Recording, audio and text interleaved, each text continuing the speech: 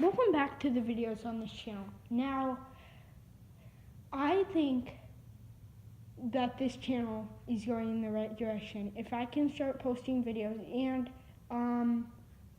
I noticed, yes, I have no subscribers, but if you find this video, please subscribe. Just please. I'm not begging you to subscribe, but just please subscribe. Like, it would make my day to get a few subscribers. Now, with that out of the way, this is going to stay a sports channel. Yes. No gaming on this channel. If you want to see gaming, go to my other channel. It's called Matrix Reels with a 1 instead of the I in Matrix. Yeah. So, with that out of the way, let's get into how my last predictions were wrong, and let's investigate why. First off, the Grizzlies I should have known that the Grizzlies are, I just do not think that they're going to be a team that's going to win 60 games in the next 5 years.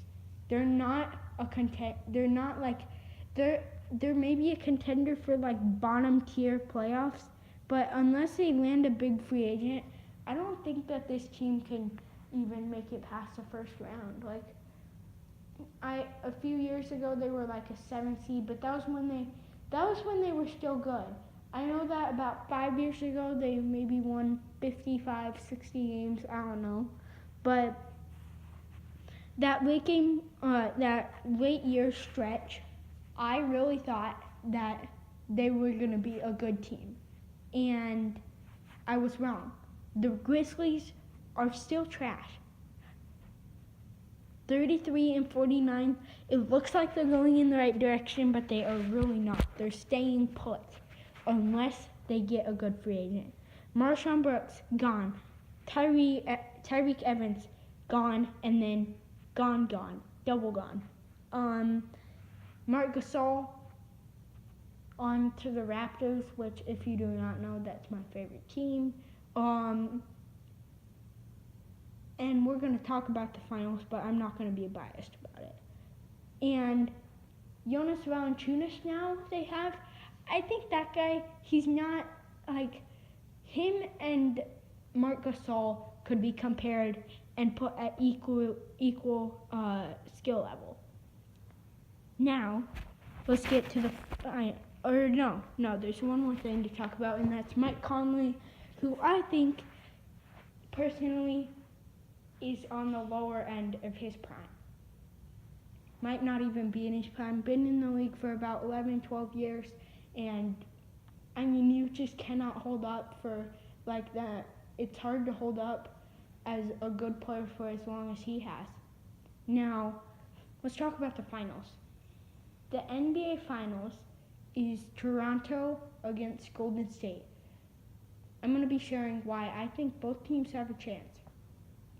First, with Toronto, I just think Toronto, they've got a chance because they get that momentum from game 1 and they carry it through the series and they win the series. That's just how I think they can do it. And Golden State might go cold in game 2, and I think especially if they win game 2, then I think Toronto has a high percentage chance of winning the series. 118-109, it was just a pretty good win for Toronto, and they've got to keep that up. Now, Warriors. I did not expect Boogie to come back. If you do not know who Boogie is, that's DeMarcus Cousins. But I did not expect him to be coming back so soon, and I'm just kind of like shocked that I feel like they're rushing him back a little, but I feel like, unpopular opinion here, the Warriors might be better without Kevin Durant, and that's why I think KD, I watched this video by a YouTuber I highly respect, Mike Korzemba, about how, just KD is not a fit for the Warriors because he wants to be the star player of his team, and I don't think he's too happy that, you know, he isn't. Like, Stephen Curry and Klay Thompson are the duo, very feared, and they've got Draymond Green. They're just stacked. Like, why do they need Kevin Durant? Like, they won 73 games without him, and they haven't gotten back to 70 with him. Yeah, so, but just Warriors, they're more on the side of dysfunction than functional right now. They're just, and if they keep up dysfunction, I think that the Toronto Raptors should easily be able to take the series. But I was going to say, this is not biased, and that the Warriors, I'm not saying that they're very dysfunctional, but they're in like a tense situation right now, if you will. Yeah, it's just really, I can imagine it's tough for them right now to be winning this all.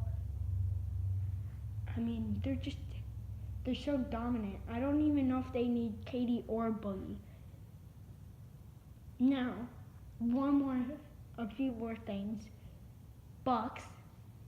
I thought the Bucks were gonna win that series. I thought 2-0. I thought that the Bucks really had that series, and they didn't. So what's next for them? I think they just have to go at it next season, and they just gotta go they gotta go for the gold again. And if you haven't heard the news, Rockets up to trading pretty much anybody right now. They're really looking to kind of rebuild without having to do that whole process. They just want to trade a few players, and many people don't agree with me on this, but I think Chris Paul is a bit overrated. Like, he's not someone that is a star player anymore. Like, he gets assists, he gets points, but I think there are better players that you can trade him for while he still has that value. And that's what many owners, GMs don't realize, that Chris Paul is not the player you think he is. He's not like a star anymore, so they should get a young player with loads of potential, like a young point guard that could get potential. Yeah. So, also, Blazers and the Thunder. I was thinking about those two teams, and I'm just thinking, like, the Blazers, they were doing super well, and then they just get smacked down to the ground by the Warriors. I think that they just got to go at it again, like the Bucks did, going all that way. Like, as some people say, if you've never failed, you've never tried anything new. But they failed quite enough to know that they've got to win now. They're kind of a win now team. OKC Thunder, they're going to stay the same, I think. They had a late season crumble, so if they don't do that again, like, they were 38-20, and then they ended up with about 50 wins and 32 losses. It was not, they kind of crumbled late, if you will. But yeah, that's pretty much it. I will most likely post next week about the rest of the finals. And if there's breaking news around the NBA, I will be on it with my predictions for it.